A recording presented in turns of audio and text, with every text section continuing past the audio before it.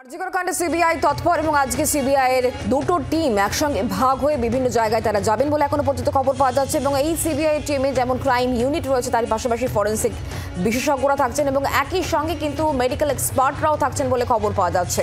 দিল্লিতে মামলা রুজু করেই সকালে ফ্লাইটে কলকাতায় চলে এসেছে সিবিআই এর স্পেশাল এই টিম। আমরা গোটা বিষয় নিয়ে আরো জানবো, কথা বলবো। পিয়ালি এই মুহূর্তে আমাদের সঙ্গে রয়েছেন, আমাদের প্রতিনিধি টেলিফোনে। পিয়ালি, কি খবর পাচ্ছ? প্রথমে এই টিম কোথায় যাবে?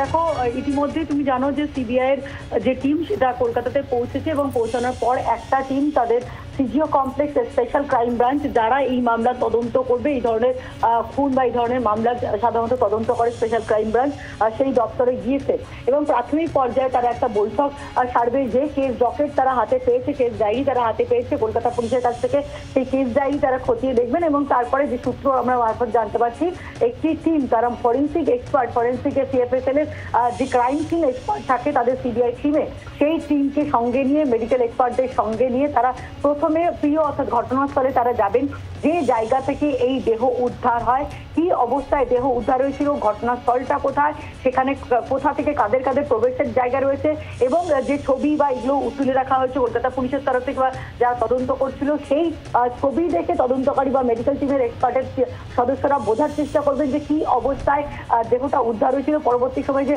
পিএম রিপোর্ট বা ফরেন্সিকের সেগুলোর সঙ্গে যাতে তাদের মিলে দেখতে সুবিধা হয়। ফলে একটা টিম যে সিএফএসএল এবং মেডিকেল এক্সপার্টদেরকে নিয়ে, মেডিকেল চিকিৎসকদেরকে নিয়ে আরজিকর হাসপাতালে পৌঁছানোর কথা রয়েছে এবং আজকেই প্রাথমিক পর্যায়ে একটা তারা বৈঠক সারছেন সিজিও কমপ্লেক্সে, এসপিবির যে দপ্তর। এরপরে আরেকটা যেটা জানতে পারছি আমরা, গতকালকে কলকাতা হাইকোর্ট যেটা নির্দেশ দিয়েছিল যে আজকেই সকাল 10টার মধ্যে যে কলকাতা পুলিশের কাছ থেকে বাকি যে কেস ডায়েরি ছাড়া সিসিটিভি সহ বাকি যে সমস্ত এক্সিবিট রয়েছে সেইগুলো কিন্তু তার মধ্যে সিবিআই কে হাতে নিতে হবে।